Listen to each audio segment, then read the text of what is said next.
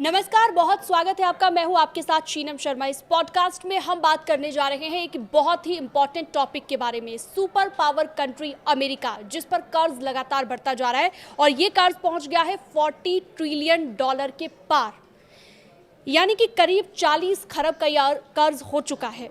ये हुआ कैसे, इस कर्ज के पीछे क्या ईरान जंग बड़ी वजह है, इन सभी सवालों के बारे में जवाब हम लेंगे। मयंक मिश्रा मेरे सहयोगी मेरे साथ लगातार जुड़े हुए हैं। मयंक, क्या कहेंगे इस पर आप? देखिए, ये जो $40 ट्रिलियन का आप कर्ज देखिए, यानी 40 खरब आपने जो करीब बताया, ये एक बड़ा झटका है डोनाल्ड ट्रंप की उन नीतियों को लेकर जो उन्होंने आने के बाद जिसको लागू किया, चाहे वो डिफेंस बजट हो, डिफेंस पॉलिसीज़ हो अमेरिका की, चाहे वो इंटरेस्ट रेट से जुड़े मामले हो, चाहे वो टैरिफ जो प्लान था वो पूरी तरह से फेल हो चुका है। अगर हम इनिशियल जैसे कुछ आंकड़ों की बात करें तो अमेरिका में हर व्यक्ति पर करीब $1,19,699 का कर्ज है हर व्यक्ति पे। अगर इसको जो टोटल है इसको अगर आप डिवाइड कर देते तो, और 2008 से लेकर अब तक करीब $30 ट्रिलियन का इसमें इजाफा हुआ है। बड़ा आंकड़ा यानी है हाँ, जब जितना टोटल कर्ज है अमेरिका पे, उसमें आप देखें 2008 के बाद से जो है करीब $30 ट्रिलियन का इजाफा हुआ है। रोजाना ब्याज चुकाने पे करीब $3.8 अरब खर्च हो रहे हैं, यानी जो डेली इंटरेस्ट अमेरिका को पे करना पड़ता है कर्ज के ऊपर, उसी में $3.8 अरब रोज खर्च हो रहे हैं। देखिए, मैं एक CNN की रिपोर्ट पढ़ रहा था, उसके मुताबिक फिस्कल वॉचडॉग ग्रुप पीटर जी पीटरसन फाउंडेशन के CEO माइकल पीटरसन ने कहा कि अगर यही हाल रहा तो सिर्फ 6 साल में अमेरिका का कर्ज $50 ट्रिलियन तक पहुंच जाएगा, अगर ऐसे ही मामला चलता रहा तो। और उन्होंने ये भी कहा कि 10 साल से भी कम समय पहले अमेरिका जो था उस पर सिर्फ $20 ट्रिलियन का कर्ज था, और अब वो बढ़कर जो है हो चुका है $40 ट्रिलियन। और अमेरिका वास्तव में अपनी अर्थव्यवस्था और अपने देश के भविष्य को खतरे में डाल रहा है। इस तरह के तमाम इकोनॉमिस्ट जो हैं वो अपनी राय रख रहे हैं। शीनम, बिल्कुल, देखिए, ये अब सवाल ये है कि आखिर ये कर्ज जो लगातार बढ़ता जा रहा है, जो आपने बड़े बड़े आंकड़े पेश किए, इसके पीछे की वजह क्या है? बहुत सारे लोगों का अलग अलग राय है इसके बारे में, लेकिन डिफेंस की हम बात करेंगे। अमेरिका बहुत बड़ा हिस्सा खर्च करता है अपना डिफेंस के ऊपर। खासतौर पर क्या हम ये समझें कि हाल ही में जो जंग हमें देखने को मिली, जो ईरान जंग है, वो भी एक बड़ा रीजन है इसके पीछे कि कर्ज लगातार प्रति व्यक्ति बढ़ता जा रहा है अमेरिका? देखिए, डिफेंस पर करीब $2.5 अरब जो है वो रोज खर्च करता है अमेरिका, डेली, एवरीडे। और देखिए, इसमें मामला ये है कि आप देखें डोनाल्ड ट्रंप के आने के बाद से, चाहे एक सबसे बड़ा तो मुद्दा ईरान जंग रहा, जिस तरह से डोनाल्ड ट्रंप और उनके एडवाइजर्स ने सोचा था कि जब हमले हुए ईरान पर, तो इनिशियली उन्होंने सोचा था कि हम 4-5 दिन में जो है वो जंग जीत लेंगे, और मैक्सिमम अगर जंग चलती भी है तो 10-15 दिन से ज़्यादा जंग नहीं चलेगी, इस तरह का उनका अनुमान था। जबकि हुआ ये कि आज देखिए 5 महीने हो चुके हैं, और 5 महीने बाद हालात ये है कि अमेरिका न सिर्फ जंग में भारी पड़ गया, बल्कि अमेरिका के सारे बेस तबाह हैं। अमेरिका के पहली बार ऐसा हुआ इतिहास में कि F-35 जेट डाउन हुआ है, मतलब 5th जनरेशन का अगर प्लेन डाउन होता है तो अपने आप में बड़ा झटका है। जितने बेसेस हैं वो तबाह हो गए मिडिल ईस्ट में। समंदर में आप देखिए कि कई सारे अमेरिका के जहाज जो हैं वो डिस्ट्रॉय हुए। यानी इसको पूरा जो ओवरऑल बजट है, इसीलिए देखिए हाल ही में अमेरिका के रक्षा विभाग पेंटागन ने ईरान के साथ हुई जंग के खर्च और हथियारों के खाली हुए भंडारों को भरने के लिए अमेरिकी कांग्रेस से भारी भरकम बजट की मांग की है। इस युद्ध में अब तक लगभग $37.5 अरब खर्च हो चुके हैं, जिसके बाद प्रशासन ने करीब $87 अरब के अतिरिक्त फंड का प्रस्ताव रखा है। यानी आपने जो है करीब $37 अरब जो है वो खर्च कर लिए, अब उसको बढ़ा के आप कह रहे हैं कि $87 अरब और चाहिए ताकि जंग की जाए, और उसमें $67 अरब तो सिर्फ ईरान के साथ जंग के लिए मांग रहे हैं। तो देखिए, हालात ये है कि जो पहला फैक्टर है अमेरिका के इस कर्ज में, वो है ईरान से करारी हार अमेरिका की डिफेंस पॉलिसी की हार है, जो फाइनेंशियल नीतियां थी उसकी हार है, जो प्रोजेक्शन था वॉर को लेकर कि इतना खर्च होगा, वो खर्च उससे कई गुना आगे बढ़ गया, और टाइम भी काफी आगे बढ़ गया। तो इस पूरे डिफेंस सेक्टर में आप देखें, और इसके अलावा सिर्फ यहाँ का सवाल नहीं है, कभी आप वेनेजुएला पर हमला करते हैं, कभी कहते हैं ग्रीनलैंड पर हमला कर दूंगा। तो ऐसे जो ये जो लिस्ट है इसमें अगर इस तरह के ऑपरेशंस अगर आप करते रहेंगे जिनका कोई अंत नहीं है। नीतियां हैं हम कह सकते हैं, तो ये बात ट्रम्प सरकार ने अपनाई, ये बात डिफेंस की रीजंस रहे, डिफेंस की हमने बात कर ली। अब बात कर लेते हैं इंटरेस्ट रेट की, क्योंकि इंटरेस्ट भी काफी लगता है जितना आप कर्ज लेते हैं और जो ब्याज अमेरिका को इस पर चुकाना पड़ता है।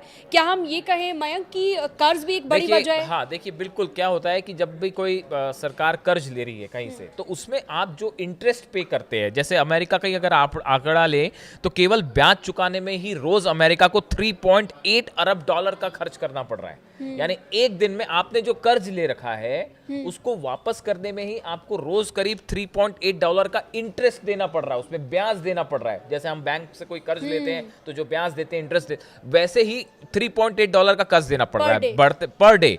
बढ़ते कर्ज के साथ उसका ब्याज भी सरकार के लिए बड़ी समस्या बनता जा रहा है। पुराने कर्ज पर निवेशकों को ब्याज देना पड़ता है और कर्ज बढ़ने के साथ ही यह खर्च भी बढ़ता जाता है। इससे सरकार के पास दूसरे जरूरी कामों के लिए उपलब्ध पैसा सीमित हो जाता है। दी गई जानकारी के मुताबिक committee for a responsible federal budget के वरिष्ठ नीति निर्देशक मार्क गोल्डविन ने चेतावनी दी है कि अमेरिका कर्ज के जाल में फंसता नजर आ रहा है। यानी दूसरा बड़ा फैक्टर ऑब्वियसली ये है कि अब इतना भारी भरकम आप कर्ज लेंगे तो उसमें आपको इंटरेस्ट भी पे करना होगा। हालांकि अमेरिकी गवर्नमेंट का उसमें ये कहना है कि हम जो ब्याज लेते हैं उसको हम अलग अलग क्षेत्रों में विकास के लिए लगाते हैं, तो उससे फिर हमको प्रॉफिट भी होता है। लेकिन अभी फिलहाल एक बड़ा अमाउंट जो इस कर्जे में डूबा है अमेरिका, उसकी वजह इंटरेस्ट भी है। और साथ ही देखो, हर एक सरकार की कुछ ना कुछ नीतियां होती हैं कि कर्ज को हम कैसे कम करें। ट्रम्प सरकार की अपनी नीतियां हैं। हाँ, उन नीतियों की अगर हम बात करें तो कौन कौन सी नीतियां सरकार ने ऐसी अपनाई जो फेल हो गई, जिसकी वजह से हम कह सकते हैं कि ये कर्ज जो कम होना चाहिए था वो बढ़ता चला गया? बिल्कुल। देखिए, जब ये ट्रम्प सत्ता में आए थे, पावर में आए थे, तो उन्होंने एलन मस्क के नेतृत्व में जो है एक सरकारी दक्षता विभाग बनाया था। इसका लक्ष्य सरकारी खर्च में $1 खरब तक की कटौती करना था। इस उद्देश्य से उन्होंने ये कमेटी बनाई थी, विभाग बनाया था, और उसमें एलन मस्क जो है उनको इसकी जिम्मेदारी दी गई थी। हालांकि जो इसके जो डिटेल सामने आए हैं वो इस पूरा जो कमेटी बनाई गई और उसका हेड बनाया गया एलन मस्क को, इन्होंने तमाम कोशिशें की, लेकिन जो टारगेट लेके चल रहे थे वो पूरा नहीं हो पाया और वो उससे काफ़ी पीछे छूट गए। और देखिए, एक और इसकी बड़ी वजह ये भी है कि एक तो अभी मिड टर्म पोल्स होने हैं अमेरिका में, और उसमें ऑलरेडी डोनाल्ड ट्रम्प जो है उनकी लोकप्रियता बहुत तेजी से घटी है।